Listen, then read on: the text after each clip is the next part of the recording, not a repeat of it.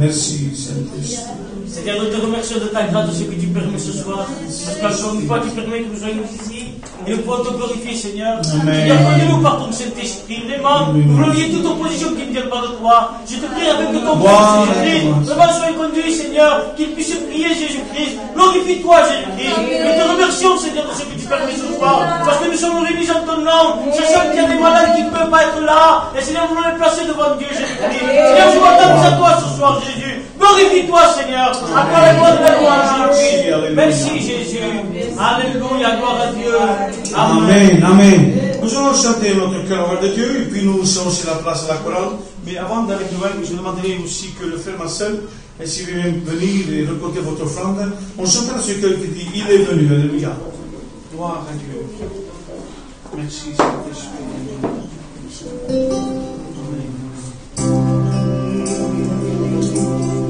Gloire à Dieu. Ça, chacun.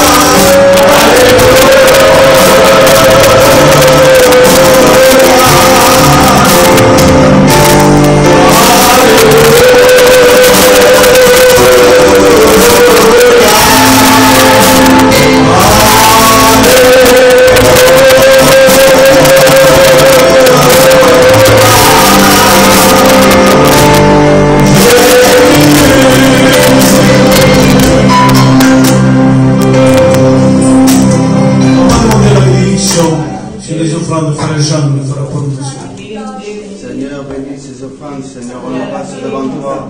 Bénis celui-là qui l'a donné, celui-là qui ne l'a pas pu donner, Seigneur. Qu'il puisse servir pour ton œuvre. Amen.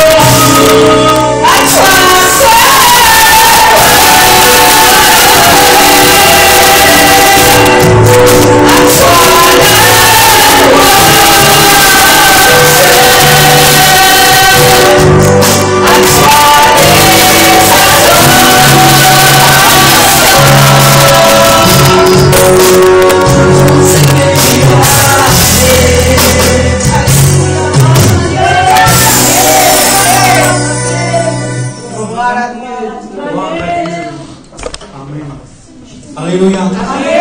Béni soit Dieu. Il y a la bonne présence de Dieu ce soir. On va chanter les cœurs. Alléluia. Et on laissera toute la place à la parole de Dieu. Je vais chanter ce cœur qui dit, quel sauveur merveilleux je possède. Alléluia. On chante à la gloire de Dieu. On incline les flancs, on ferme nos yeux. Et on chante ce cœur avec tout notre cœur. Merci mon Dieu. Toi la gloire, Jésus. À toi seul soit la gloire, Jésus.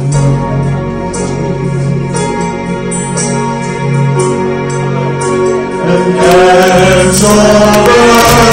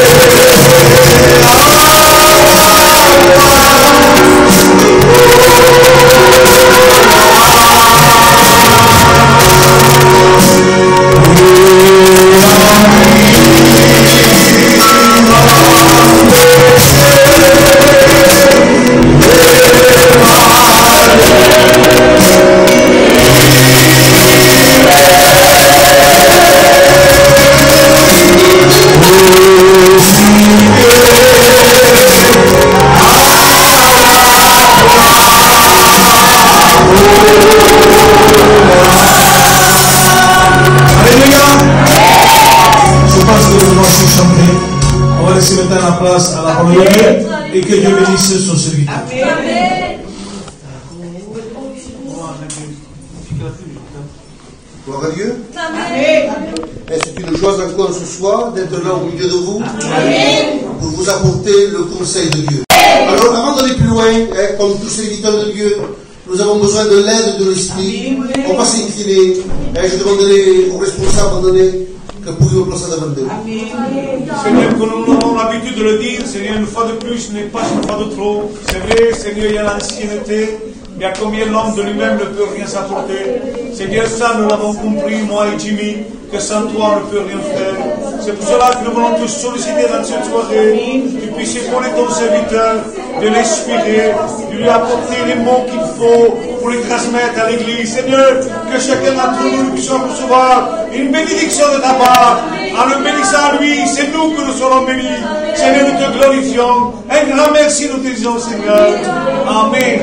Et nous disons, Amen. Est-ce que vous croyez que le Seigneur veut vous parler ce soir? Amen. Moi, je le crois de tout mon cœur. Nous avons un Dieu divin. Amen. Je dis malheureusement, pour les païens, ils ont des dieux, mais avec des yeux qu'ils ne voient pas. Ils ont une bouche et ils ne peuvent pas leur parler. Ils ont des oreilles, ils ne peuvent pas l'entendre. Mais notre Dieu nous voit, nous entend et il nous écoute. Alléluia. Quelle grâce ce soir. Amen. Sans aller plus loin, nous allons faire lecture. Dans ce passage que Dieu m'a donné de vous transmettre, dans l'évangile de Luc, chapitre 9, du verset 27. C'est Jésus qui parle, et il dit ceci.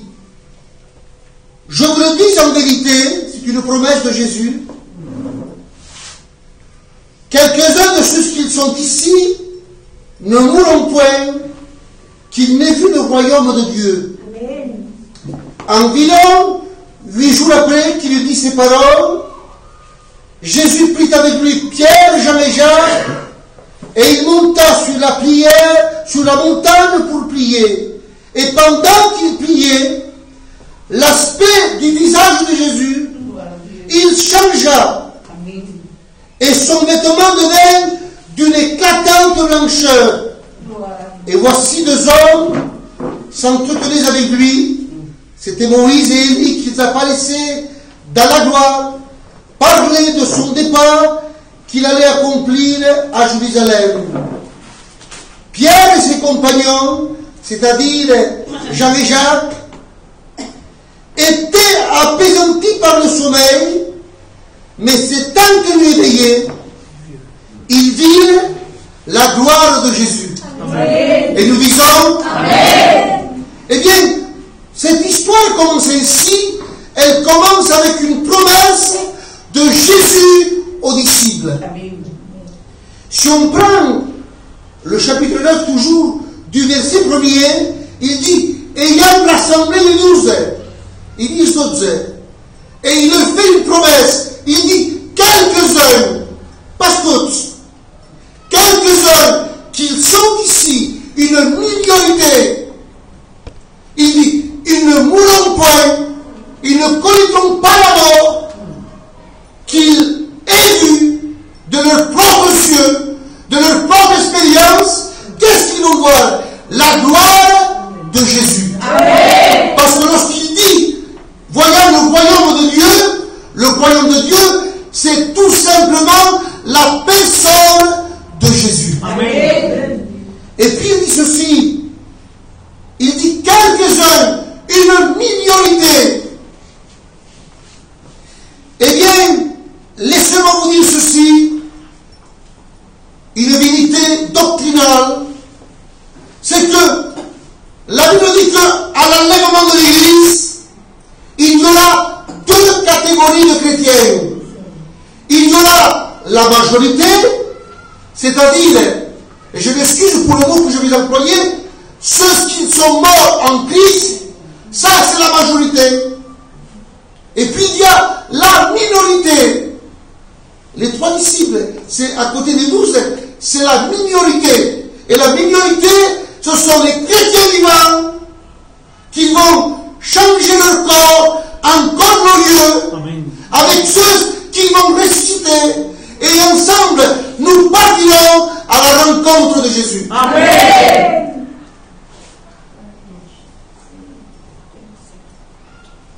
Au verset 28, il dit, environ 8 jours après, environ n'est pas quelque chose de précis.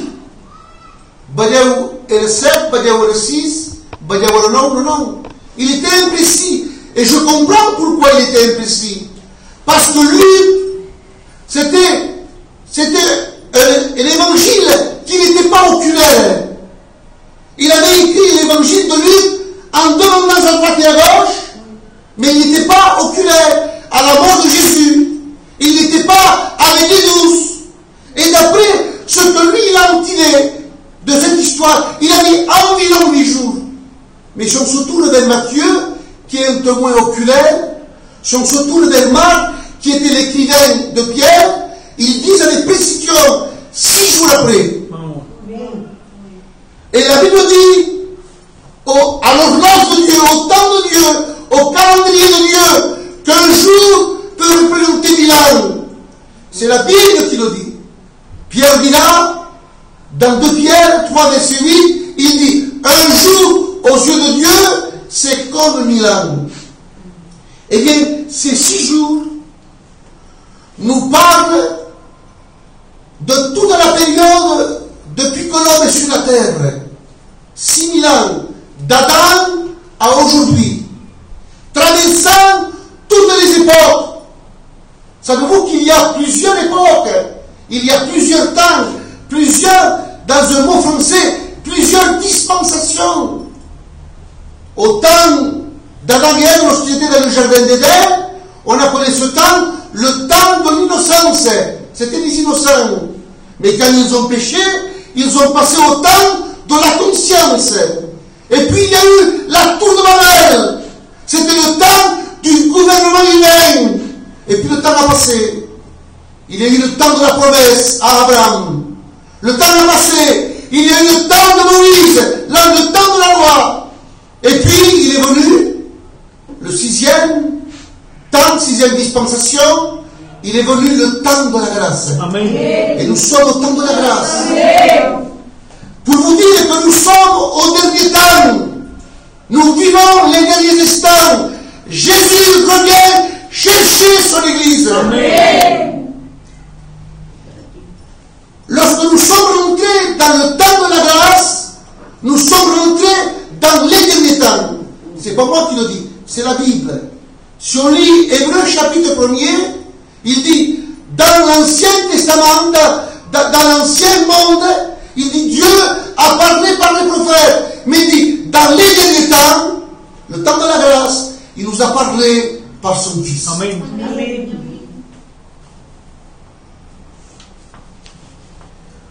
Voyez les termes qui vont employer les apôtres. 1 Timothée chapitre 4, verset 1er, Jude, verset 18, lorsqu'il s'adresse aux chrétiens, il leur dit, nous sommes au dernier temps. 2 Timothée 3, verset 1er, 2 Pierre 3, verset 3, ils ne disent plus les derniers temps, ils disent, nous sommes les derniers jours. Et Jean, l'apôtre de l'amour, dans son épître, 2 Jean, chapitre 2, verset 18, s'adressant à l'Église, il ne dit pas dernier temps, il ne dit pas dernier jour, il dit, petit enfant, nous sommes à la dernière heure. Dernier temps, dernier jour, dernière heure. Qu'est-ce qu'on pourrait dire, nous, 2000 ans après de ces paroles? Nous sommes les dernières minutes, nous sommes les dernières secondes, nous sommes rentrés dans la dernière ligne droite, nous sommes arrivés au final, et je le répéterai ce soir, plusieurs fois, Jésus revient. Amen. Et il revient plus tôt que ce que vous croyez. Amen. Tout est accompli. Il est temps que le signal de Dieu le Père. Et quand Dieu le Père donne le signal, il dit que Jésus descendra sur les nuées et il prendra son Église. Amen. Mais malheureusement, il faut dire la vérité, il ne prendra pas n'importe qui. Il prendra son Église. Une Église qui est éveillée. Une Église qui est dans l'œuvre, qui se tient à la brèche. Une Église qui sait affronter les problèmes. Une Église qui sait dire le non au péché. Une Église qui sait dire le non au monde. Une Église qui travaille dans l'œuvre de Dieu. Une Église qui va progresser.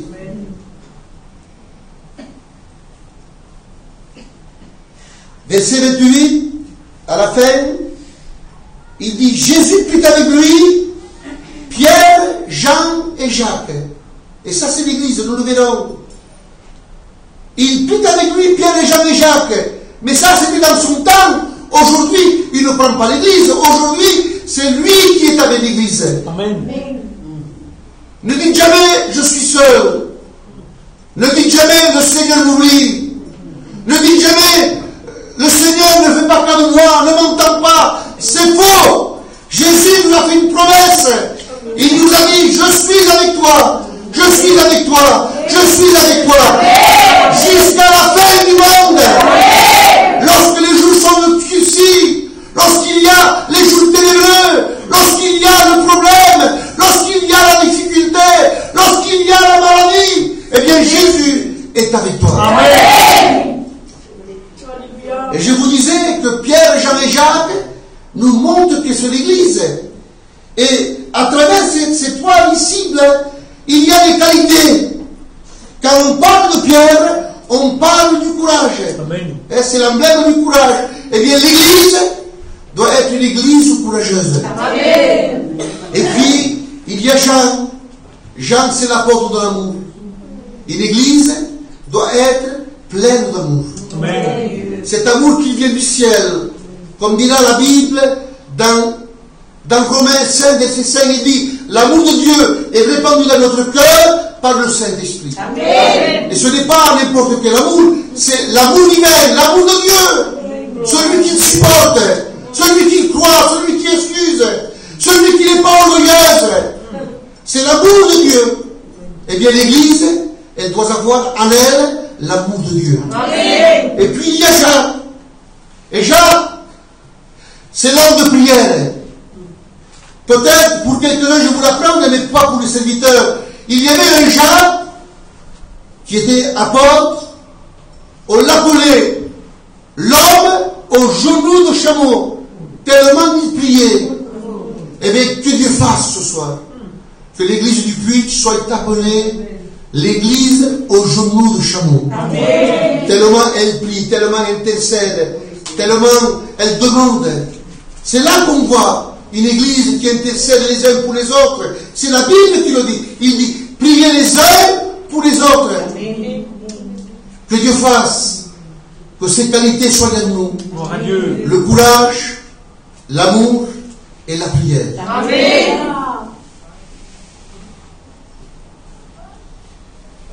Quand l'Église manifeste ces qualités, ça prouve, c'est une preuve que l'Église est active. Est-ce que vous comprenez? Amen. Quand l'Église prie, quand l'Église a de l'amour, quand l'Église a de l'amour, quand l'Église est une Église de prière, ça c'est la preuve et ça prouve que cette Église est vivante et qu'il se tient dans l'œuvre de Dieu. Gloire à Dieu.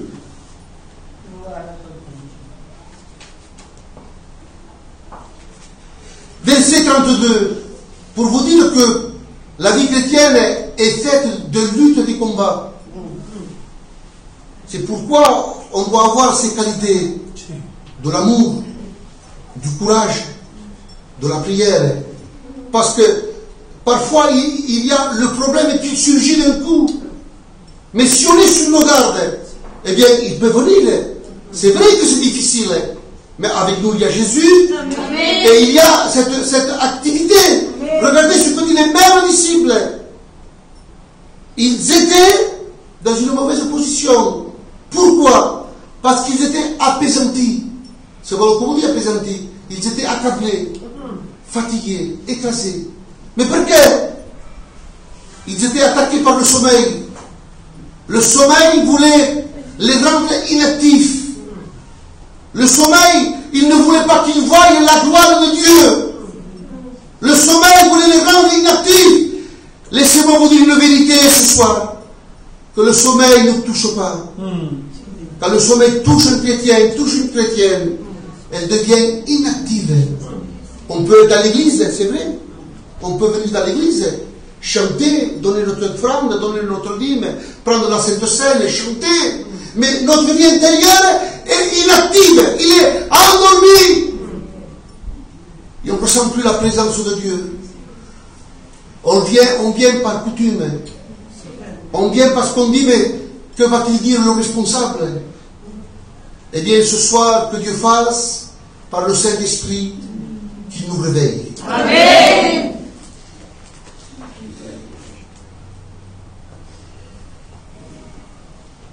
Vous savez que lorsqu'on est endormi, il y a un danger. Et j'ai pris un exemple très simple. Lorsque quelqu'un dort, il a des yeux, mais il ne voit pas, si ou non? Quand on dort, si on revient, on ne le voit pas. Pourtant, on a des yeux. On a des oreilles, mais on n'entend pas. On a une bouche et on ne peut pas crier. On a des mains et on ne peut rien prendre. On est endormi. On a des pieds et des jambes, mais on ne peut pas se tenir debout. On ne peut pas se déplacer. Et quand on est dans cet état-là, il peut venir le voleur, nous prendre ce qu'il y a dans notre vie.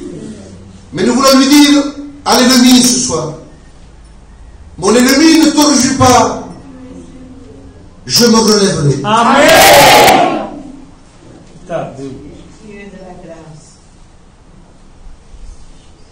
Paul dit ceci, un texte extraordinaire.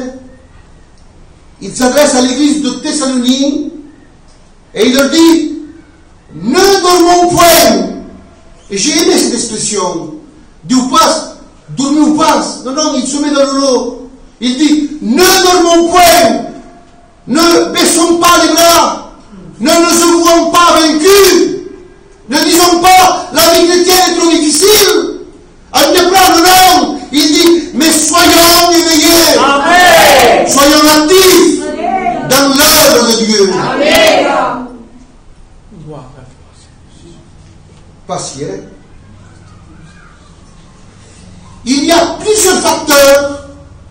sais pas si vous comprenez quel mot, mais il y a plusieurs choses qui peuvent nous plonger dans le sommeil spirituel.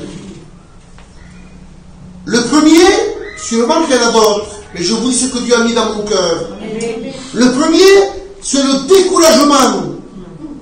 Eh oui, on peut être découragé à cause du problème, des circonstances de la vie, des choses que parfois on ne comprend pas. Seigneur, pourquoi?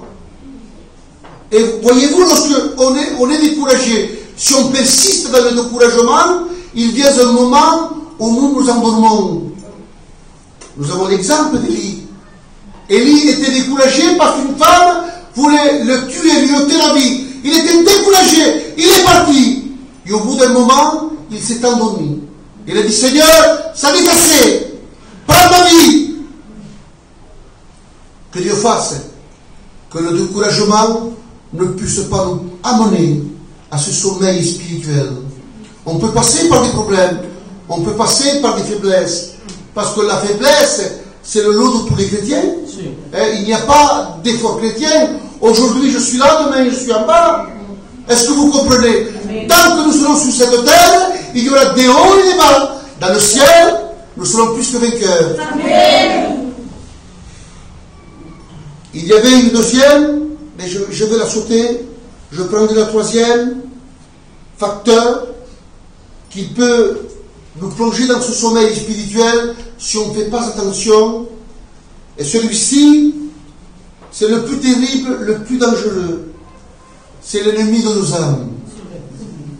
Lorsqu'il vient avec son appât, et je le dis avec humour ce soir, il vient avec sa canne à pêche. Et oui. Et au bout du fil, il met son appât pour prendre le poisson. Mais ce n'est pas pour prendre les poissons, c'est pour prendre les chrétiens. Et il met son appât. Savez-vous quel est son appât? C'est le péché. Et le péché, il est de toutes les formes, de toutes les couleurs. Il sait nous épater. Et je vous dis en passant que l'ennemi de nos âmes, il a beaucoup d'années d'expérience. Quando anni c'è l'esperienza? 10 ans, 100 ans, 500 ans, 1000 ans, force 6000 ans. Depuis le jardin d'Éden jusqu'à aujourd'hui. 6000 ans que vont faire mal et que vont nous faire chrétiens.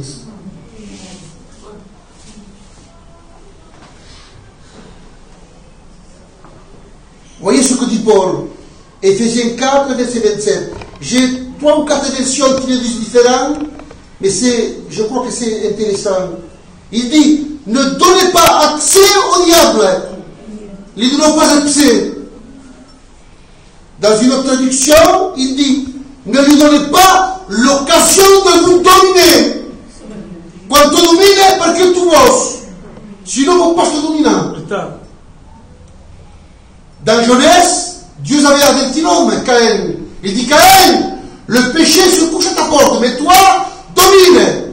Ici, domine, c'est le vainqueur. Il dit encore, ne lui laisse pas de place. Et j'ai aimé cette dernière, un peu insignifiante. Il dit, ne lui donne aucune place. Même cela que vous dites, mais à Chorai, et chose poche cose, a che tu fate? Devo sa, devo comprare, non devo comprare place. Non. Una petite place che ha fatto tutta la place. Et Pierre, il nous dit qu'il est celui qui veut prendre notre place. Il dit, votre adversaire, celui qui est face, qui est adverse, qui est contre, il dit, votre adversaire, le diable, il rôde autour de toi. Mais pourquoi gire autour? Parce que nous sommes dans un enclos. Et tant que nous tenons dans le périmètre de Dieu, on passe tout cas. Mais il fait le tour. Il cherche le faille. Il cherche l'accès. Il cherche un faux mouvement. Il cherche un faux pas. Ton tour, cercle. Pourquoi cercle nous? Parce qu'il cherche quelqu'un pour le dévorer. Et dans une autre traduction, qui est plus près de le littéral, il dit, il cherche quelqu'un qu'il se laissera dévorer. Wow. Sinon, mangerait tout le temps. Mais celui qui se laisse sera dévoré, c'est-à-dire celui qui sort de l'enclos du jardin de Dieu. Et quand il sort, parfois, ça ne suffit pas que de sortir une parole, un geste, une pensée. Ça donne accès à l'ennemi de nos âmes.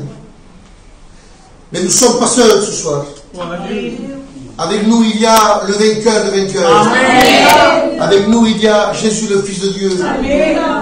Et voyez-vous, en plus que Jésus, en plus que Dieu, en plus que l'Esprit, nous avons des armes. Nous avons l'arsenal de Dieu. Il dit que Dieu a ouvert son arsenal, là où il y a toutes ses armes. Et il veut habiller tous ses enfants. Amen. Mettons-nous le casque du salut. Amen. Mettons-nous la cuirasse de la foi. Amen.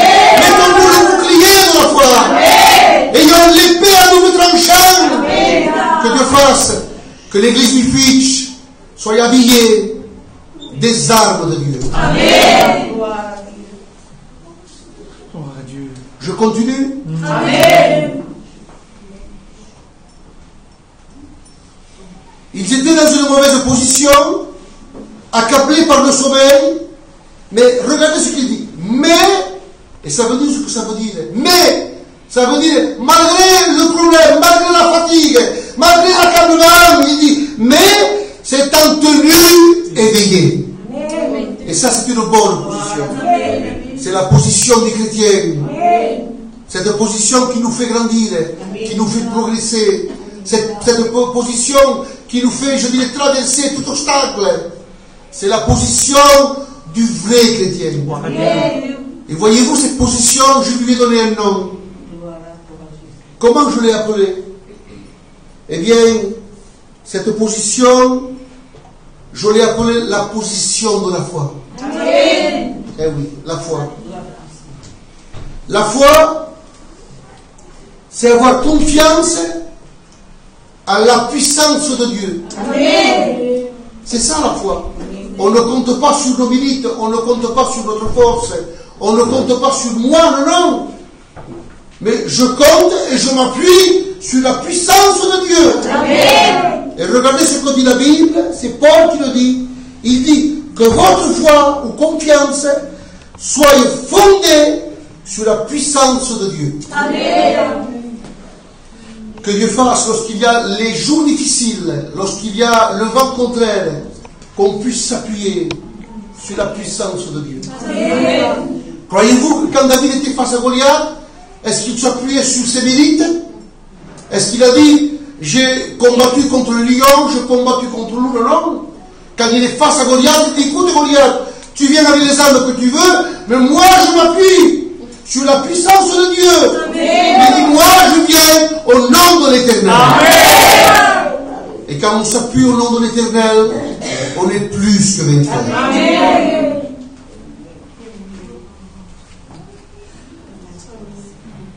Ils étaient accablés, fatigués, mais s'étant tenus éveillés, ils virent quoi?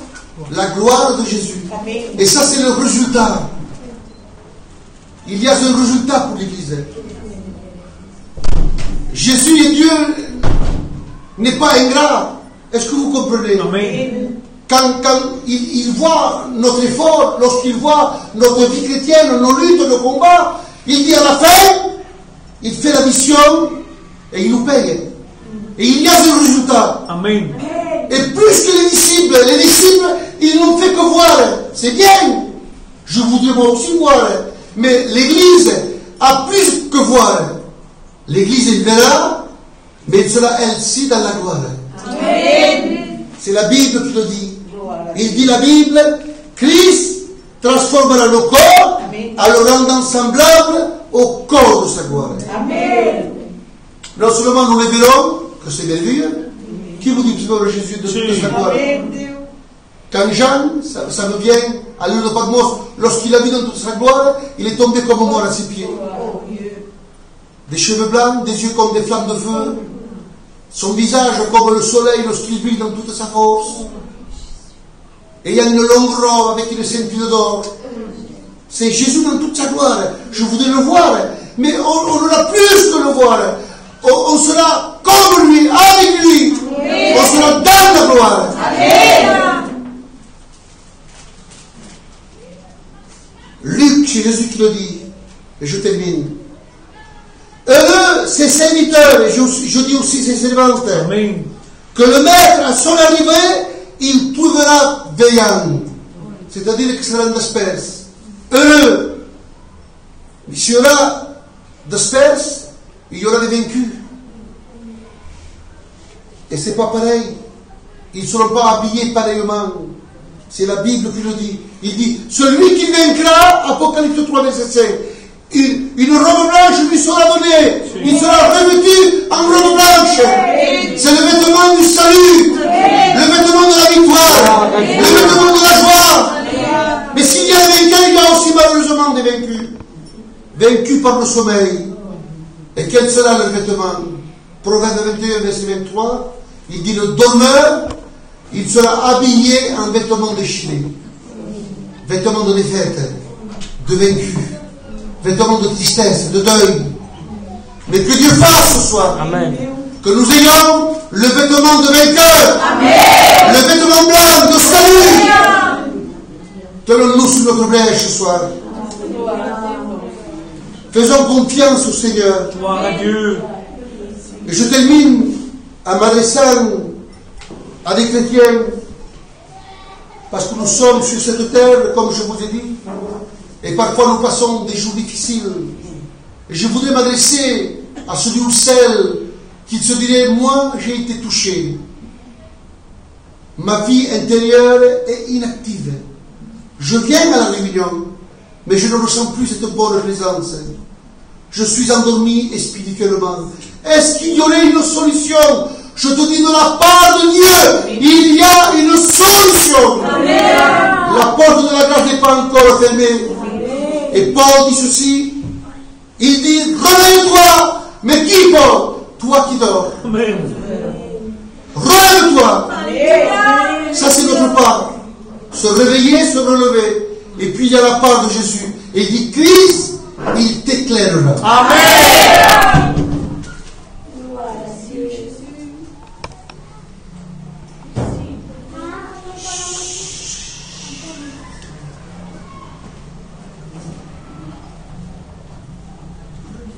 Je vous conte une histoire vite fait. Amen. Et je termine.